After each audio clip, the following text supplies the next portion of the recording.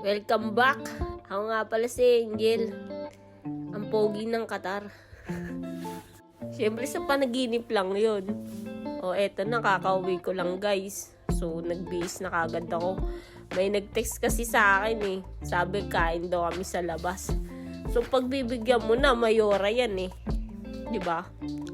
Minsan pagbibigyan natin yung mga mayora kasi baka maging katnyal tayo. Uso pa naman ngayon. Baka mag-text sa akin bigla. Hanggang dito na lang. Kaya dali-dali tuloy ako. Sige, order na lang. Pero syempre may bawi. Kahit daw kami sa labas. O ayan, di ba? Deliver food, free food, at literal na kakain tayo sa labas. At wala siya magagawa. Kasi nga, kakauwi ko lang yun eh, ng work eh. Nalalapit na tayo sa deliver.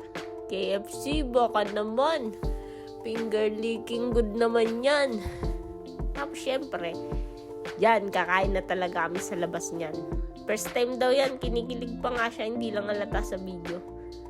Kasi, nagbibideo sa akin eh, oh. Dito tayo, centralize, oh. Set up ko muna para konting sweet din. Konti lang ah. So ayan na. Kinikilig na siya dyan. Pero hindi na nakikita yung kilig niya. Kasi nga eh, ako lang yung binibidyoan eh oh. Ayan. Kitang-kita na, di ba? Pagbibigyan mo. Pagbigyan mo. Pagbigyan mo mga ganyan.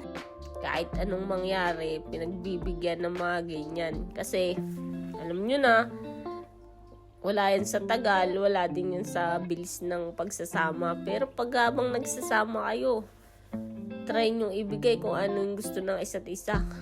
Kahit may Koreano pang sumilip sa amin, no? Diba? Sige lang, mag-hi lang kayo sa vlog ko.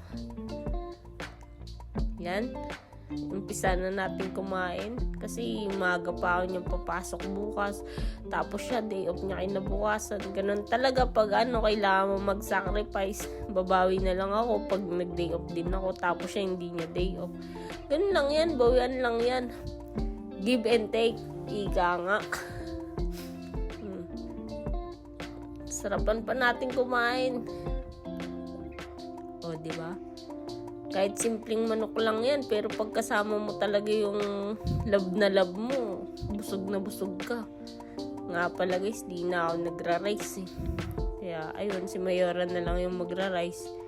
Ako, tamang mga papak-papak lang ako dyan.